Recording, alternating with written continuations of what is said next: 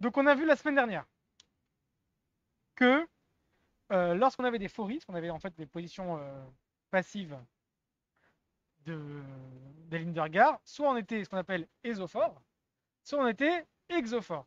Tout le monde se tait, taisez-vous. On était ésophore ou exophore.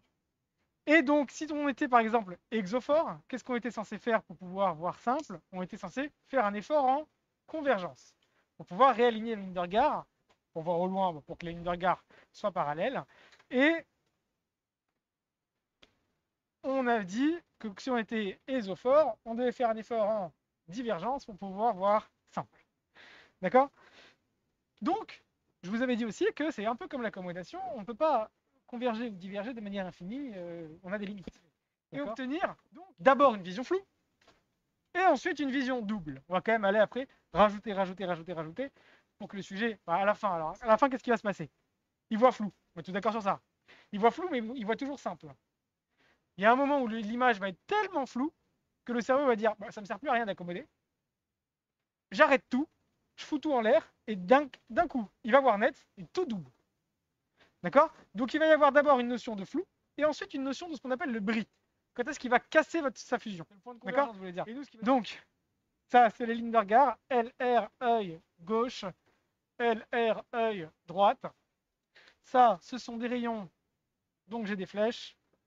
Et on voit bien que quoi? Que lorsque j'introduis des bases vers le nez, donc des bases internes, je force le sujet à diverger. Le couper en 3 parties égales.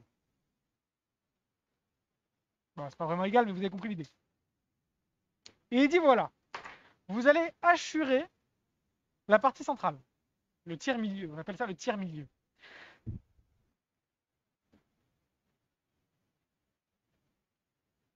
Ouais.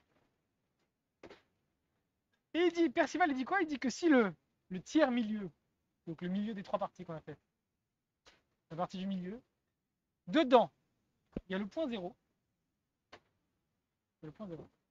alors le sujet sera confortable pour pouvoir fusionner. Ça veut dire que l'effort à faire pour converger ou diverger, malgré l'euphorie qu'il a, c'est pas un problème pour lui. D'accord? Il n'aura pas de problème. Ésophore de 3, c'est là. Ouais? Ésophore de 3. Donc je mets 3. Et cher Didi, il faut quand même prendre en compte l'aphorie, parce que Perceval, lui, il s'en fout de l'aphorie. C'est quand même important. C'est l'effort qu'on doit faire en réalité. D'accord? Donc c'est pour ça qu'il ne faut pas la négliger. Et cher Didi, voilà. Si vous voulez être confortable, alors l'effort qu'il a à faire ici, c'est un effort en divergence. Hein. Quelqu'un qui a les efforts de 3, il doit faire un effort de 3 en divergence pour pouvoir réaligner tout ça. D'accord? Donc l'effort qu'il a à faire, c'est vers la divergence. On est d'accord? Si le sujet veut pouvoir faire 3 dioptries de divergence de manière confortable, si vous voulez faire, il doit alors faire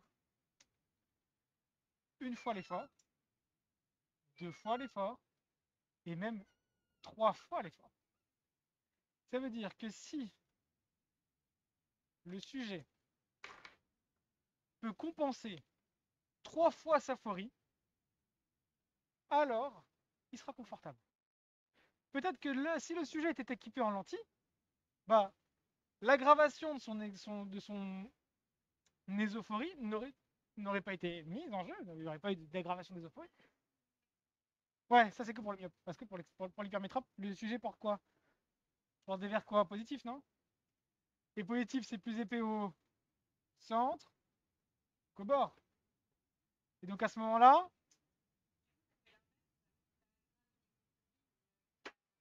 exactement, parce que les bases sont différentes. Les projections pupillaires sont là, toujours vers le centre, hein, vers le centre du nez. Et donc là, avec des verres positifs, qu'est-ce que je subis? Des bases externes. Ouais, et plus des bases internes. Donc on est bien là. M2. D'accord? Les rayons passent par Q'. Hein. Bon, ça, Q', là, c'est pas ouf. Q'. Tac. Là, je vais avoir M'2 droite. Et je vais avoir M'2 gauche. Mais je ne sais pas si vous avez remarqué, par rapport à F', ils sont tous les deux à gauche et à peu près au même endroit. Donc ça veut dire que le M'2, droite et gauche, sont aussi confondus, M seconde droite et gauche, seront aussi vus simples. Donc il n'y a pas que le point confondu avec la fovea qui seront vus simples, mais tous les points qui appartiendraient à une zone, qui feront que quoi? Que lorsque je les projette dans chaque œil, ils atterrissent au niveau de l'œil cyclope au même endroit. D'accord? Cette zone que je viens de tracer ici, là, c'est ce qu'on appelle un neuroptère. C'est en gros une zone spéciale, tout autour du couple oculaire, qui fait que lorsque je positionne un objet sur cette zone-là, je le vois simple. Alors, certes, s'il n'est pas confondu avec la fovea, ce sera vu flou, mais ce sera vu simple. Et le problème, c'est quoi? C'est qu'il faut absolument que quoi?